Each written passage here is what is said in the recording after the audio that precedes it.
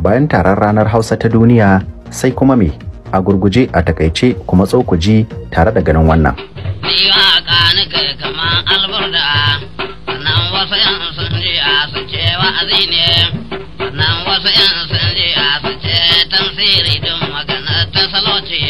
Bayan Larabci, Hausa ne yaren da aka fi yi a daukacin Afirka. A duniya kuma bincike ya ce mutane kusan miliyan 80 ke magana da yaren Hausa. Ba kawai a arewacin Najeriya ba, akwai masu magana da harshen Hausa da yawa a kasashen Afirka sama da 10. Kada ma 'yan ƙasar Nijar da Ghana su ji labari. Ko ni Hausa Guy ina matukar ƙaunar yanayin Hausar Nijar da ƙasar Ghana.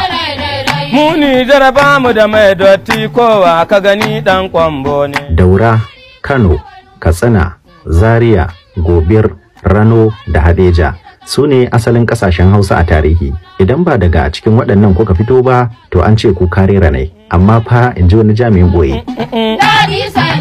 Wai. Kai lalle.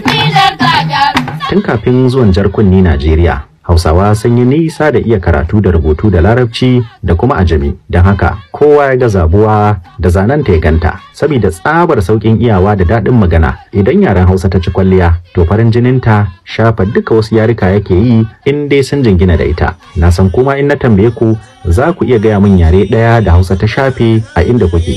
Hausawan da ko jirgin sama ba su taɓa gani ba, bare su Hausa shiga duniya, su suka fi zaƙewa a magana da Turanci. Wani lokaci ma har kunya suke yi a kira su da Hausawa. Ko da Turawa ke nuna ma duniya ana tare, amma har gobe 'yan Amerika na danganta Barack Obama da shi ɗan Afirka ne. Kuma komai iya Turancin Bahaushe, ba za a taɓa kiranka da Baturen Ingila ba. Dan na ga wasu Hausawan arewacin Najeriya gani suke idan baka iya Turanci ba, to kai kasar gumin jahili ne.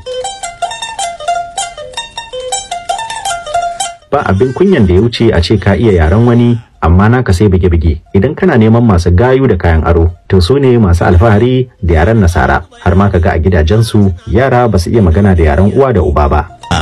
A lokacin da ake gama bikin ranar Hausa ta duniya, to kowane Bahaushe ya san cewa bikin kawai aka gama, ba magana da harshen Hausa ba. In dai za ku ji yunwa ku nemi abinci, to ya kamata ku fara jin yunwan yaren ku tsaya ku koya.